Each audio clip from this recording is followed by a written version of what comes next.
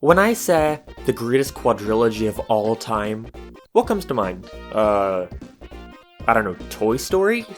There aren't many well-known ones. Alvin and the Chipmunks.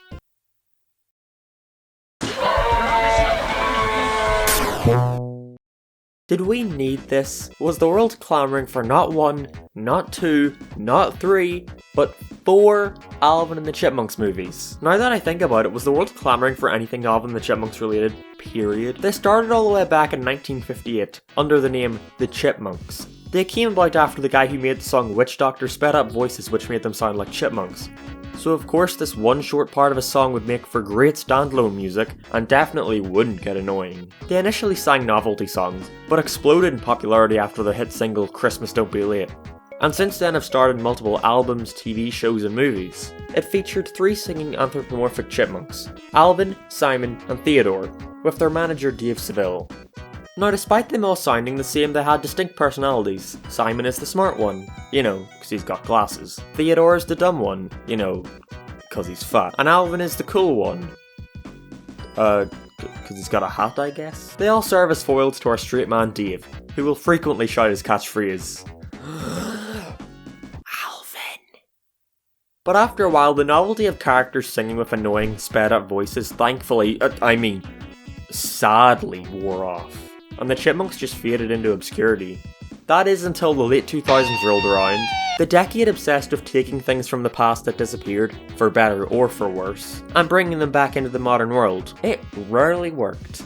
We got such classics like Rocky and Bullwinkle, Yogi Bear, and who could forget the Smurfs. Talk this way, just give me a starring Neil Patrick Harris. And Alvin and the Chipmunks were no different. Other than the fact that this seems to be the only one that was a success, with the only one even coming close being, again, the Smurfs. I mean, it got a Wii game, that's nothing to scoff at. What the fuck is that box art? Now when I say success, I don't mean in the critical aspect, because if I were then they'd be massive failures. But it's clear that Fox had Make the Movie Good a couple rows down on their priority list, right under Make Money and Make More Money. Wait, Fox? That means Alvin and the Chipmunks, folks. Brought to you by Disney. But who knows, maybe they're cinematic masterpieces, and the critics just can't tell an amazing piece of film when it's staring them right in the face. Yeah, right. To kick off this quadrilogy, we get the amazing origin story of how the Chipmunks met up with Dave and became pop sensations. And if I'm being honest, it's not awful. After having their home cut down, the Chipmunks find themselves in the possession of Dave Seville, a failing musician who's trying to get his name out there, specifically trying to get a record deal with a big producer Ian, played by David Cross. And this turns out to be a great coincidence, as the Chipmunks know how to sing all the current pop songs, despite living in the woods. So they become an overnight hit, getting merchandise, albums, and tours. This is until their producer Ian starts overworking them and tearing them apart from Dave, to which Dave comes to their rescue, putting a stop to Ian and becoming the producer and dad of the Chipmunks. Pretty sure there's like contracts that should prevent him from just being able to waltz on in and become the producer, but it's a decent setup. There's nothing really to complain about. That's not to say the rest of it is good, but gotta give credit where it's due. The writing, for example, there's plenty of positives, such as, you know, there's words. Dave.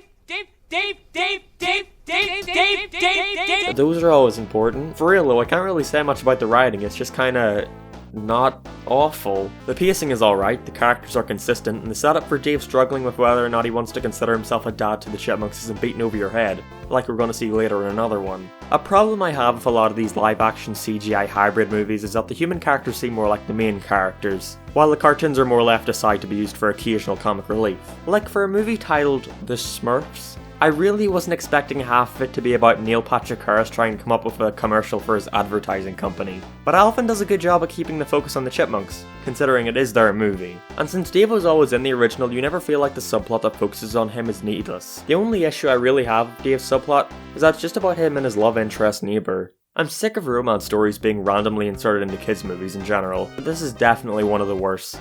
It adds literally nothing other than having a moment in the third act where Dave is trying to get into the concert and she uses her news reporter badge to get him in, but that could have been cut entirely and nothing would have changed. The jokes aren't even noteworthy. They're not funny, but they're not terribly unfunny either. Like, I can tell what the joke is and that is not a bad joke, but I just can't bring myself to laugh at it. Apart from the one where they implied that Theodore was disabled, That one sure had me lolling. He fell out of the tree at birth. Something interesting to point out is that in the trailer there's a joke where Dave sees a small brown pellet on the couch, and understandably questions if it's shit, to where Alvin picks it up and eats it, reassuring him that it's just a raisin. Then when Dave leaves, he spits it out in disgust. You know, 'cause it's shit. But in the final film, it's Simon who does this. That's all I had to say, I just thought it was interesting. The animation actually isn't that bad for 2007. It's pretty fluid and the characters blend into the real world just fine. I also don't mind their updated designs. In fact, I remember when I saw their original designs for the first time, I thought they looked like crap compared to the live action ones. Seeing future Alvin projects that use their cartoony designs in CG make me thankful that they went for the more realistic route. And their performances are also pretty good. Each voice actor does a nice job at making them sound distinct, despite the fact that they sound so similar. But the animation might have been where most of the budget went, because these production values are atrocious. Look at this transition. Not even a Disney sitcom would stoop so low to do something like that. You know what, never mind. 90% of the budget probably went to licensing out trendy current pop songs from the time that definitely don't date the movie at all. I can excuse it though, since that was the whole point of the Chipmunks in the first place. Honestly, the Chipmunks are probably the best actors in this. David Cross doesn't do an awful job, but he's just kinda there. The love interest is fine, and Dave, I call it a hunch. But I don't think he was very thrilled to be in this movie. I don't know. Maybe it's just me, but his attempt at saying his own catchphrase, Alvin, leaves a lot to be desired. He's got this constant annoyed tone that I love. He's sounding so fed up with everything. But yeah, overall, not a bad start to the series. Of course it's nowhere near being good, but considering the source material not being anything special in the first place, it's alright. Probably the worst thing I can say about this movie is that it was a success. Tired of all the live action CGI hybrid movies being made? Well, you have Alvin to thank for that. And it's too bad because, again, not an awful movie. I'm actually quite optimistic about the second film. I would like to redact my previous statement. Released 2 years later, we got the hit sequel.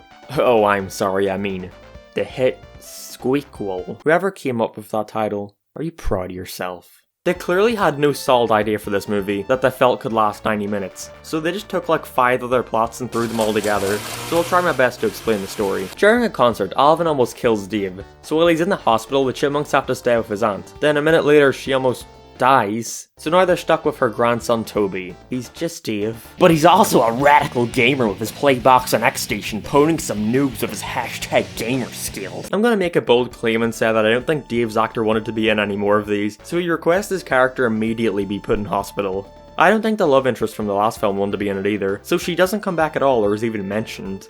But anyways, the 3 Chipmunks get sent to school, where they meet all the generic characters like stereotypical bully, strict principal, girl that seems a little too into Alvin. While this is going on, Ian, who lost his job over the events of the previous film, comes across the Chipettes, gender-swapped versions of the Chipmunks. So he now sets up a plan to use the Chipettes to steal the limelight from the Chipmunks, and he also sends them to school for some reason. After a totally not cliche arc about Alvin becoming too popular for his brothers, they all save the Chipettes, once again putting a stop to Ian's plans. All the single ladies, all the single ladies, all the single ladies, all the single ladies. I didn't need to see that. This plot just tries to do way too much. They even give Toby the same love arc as Dave in the first one, so nothing really gets expanded upon enough. Like, the whole advertising around this film was based around the Chipettes, but they're barely in it. It takes around half the movie for them to even be introduced. And when they are, I am Brittany, and this is my— didn't need to see that either. We thought it would be a good idea for the characters to be naked. I get why they are since they came from the wilderness, but I doubt people would have been that mad if it didn't happen. Now that I mention it, the Chipettes are really overly sexualized in this movie, especially with their dancing. I think someone had a little bit too much fun animating this. And I don't know how, but the animation in this one is even worse than in the first. In some scenes they don't even have any lighting on them, which makes them stick out way too much. Their way of getting around this is by blurring the background a ton, but it makes things look even faker. This film somehow looks cheaper than the first despite coming out 2 years later and having a higher budget. I wasn't joking when I said most of the budget likely went to licensing out songs. Speaking of songs, they also forgot that the whole point of the Chipmunks is that they're singers, so they only sing a few songs, with lots of them going to the Chipettes. And you know, I'm not complaining. Less singing can only be a good thing. They set up this whole competition thing between all the Chipmunks with an, again, totally not cliche Battle of the Band story, which brings up the question, what's the deal with the relationship between these two groups? Like, when they're introduced you think they're gonna be love interests, but then it turns out they're rivals? But by the end Dave takes in the Chipettes too, which gives them more of a brother-sister vibe. But then in the next movies they still give hints of romantic relationships? which makes that whole brother-sister thing a whole lot creepier. The comedy in this film was also really awful. In the first one I can at least look at a joke and think, yeah, that makes sense, that's a fine joke. But in this one I can't even recall any jokes. They rarely try to tell any. Roger that, Alvin! Look out! Whoa! Feels like I'm back at the racetrack! Like, was that a joke or a reference? I genuinely can't tell. Who are you? In the end, this movie... not very good. Not the worst thing in the world, I'm sure kids will get a kick out of this film. But it's just so cliche and boring that I can't recommend it to anyone other than really young children. But again, there's tons of worse movies than this. Case in point... Alvin and the Chipmunks, Shipwrecked. This movie. Oh, this movie. Okay, I'm gonna... This movie... this movie, I'm gonna be honest. I couldn't watch this one. I got like 10 minutes in and wanted to die. But I've seen this movie more than enough as a kid, so I remember what happens for the most part. While on a cruise, the Chipmunks and Chipettes get lost at sea, and get stranded on an island, where they meet a nice woman named Zoe, who's seemingly been there for a long time. Meanwhile, Dave and Ian, who now conveniently works on the cruise ship after losing his music career twice, they too are lost at sea, and conveniently wind up on the same island as the Chipmunks. After screwing around on an island for a bit, Zoe uses the Chipmunks to try and get some hidden gold, where it's revealed she was a bad guy all along, and was only using them for monetary gain. Then a volcano blows up, they meet up with Dave and Ian, and they all live happily ever after. Remember when this series was about music? If you've ever seen a story from a cartoon or sitcom where characters are trapped on an island, you've seen this movie before. There's nothing interesting about it. The only somewhat neat thing that happens is that Simon gets bitten by a spider, and then spends the whole movie acting like this confident adventure hero called Simon. Simon. No, my name is not Simon. It is Simone. The most memorable thing about it to me doesn't even have anything to do with the movie itself. Sometime after Alvin 2 came out, I watched Disaster Movie. I actually made a video about it a while back. But if you don't know, it's a really awful movie where 99% of the jokes come from referencing other current movies from the time, like Kung Fu Panda, Iron Man, and Alvin and the Chipmunks. Long story short, these things terrified me. There was just something so creepy about the way their puppets moved, and this fear lasted up until Shipwrecked released.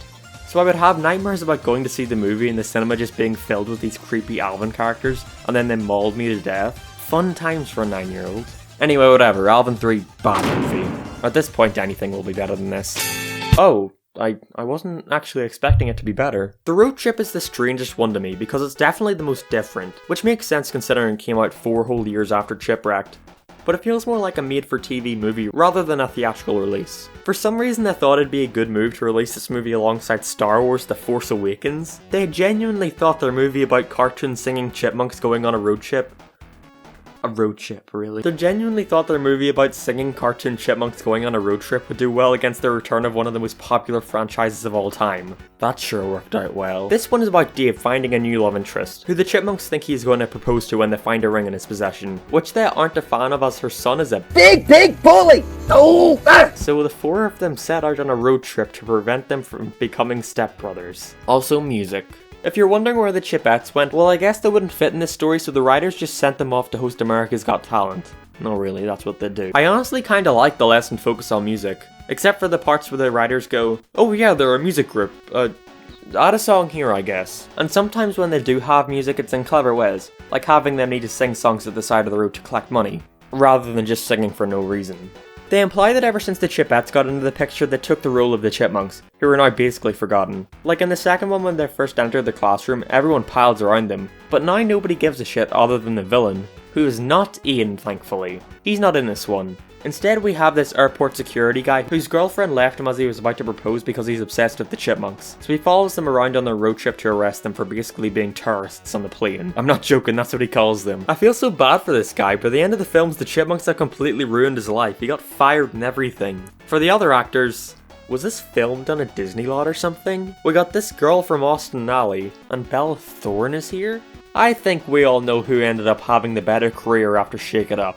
Bella Thorne, obviously. The son Miles is also alright in this, considering he's basically acting to nothing. And their eventual bond that builds throughout the film feels natural and is well done. Humour on the other hand, this might be the worst in terms of comedy. I can feel the sweat. We get amazing jokes like chipmunks shitting and peeing, and jokes about more updated technology with the hashtags and the Twitters and the iPhones. Oh, let me just pull up some of Theodore's tweets from last night. That's what the kids are into these days. Again, it feels more like a sitcom than an actual movie. The animation is really good though, for the most part. Seriously, was that shot finished? The characters look so much more saturated and expressive. It's a nice change from how stiff they were in the previous films. So the film concludes with Dave admitting that he never was going to propose to her, and was just holding the ring for a friend, whose relationship is now ruined. Not going to acknowledge that, are we, movie? And the film ends with Dave, finally after 4 whole films, officially adopting the Chipmunks. Not the Chipettes though, fuck them. I was surprised. After despising the third one so much to where I couldn't even watch it all, I was expecting to absolutely loathe this movie. But it actually wasn't that bad. The plot is alright, the acting is pretty good, and feels like it had the most care put into it. It's too bad this is the one that performed the worst out of the 4, but I suppose it just symbolises the decline in popularity of this trend. I can't say I'm surprised. The charm of Chipmunks singing pop songs gets old real fast. I'm guessing even the writers knew this, with like I said each film having less and less of a focus on music. But thus concludes the Alvin and the Chipmunks Quadrilogy. I'm really glad this trend has started to die off. Nowadays they still occasionally come up here and there, but after the first movie released, Hollywood was obsessed with trying to find another franchise they could bring back in CGI form, and even though the last film was alright, I won't lie, it was definitely a good thing that this one failed. If I were to make some kind of ranking of these films, it would go Alvin 1, then Alvin 4, followed by Alvin 2, and finally Alvin 3. I can't think of a joke to end this on. Ryan, look out!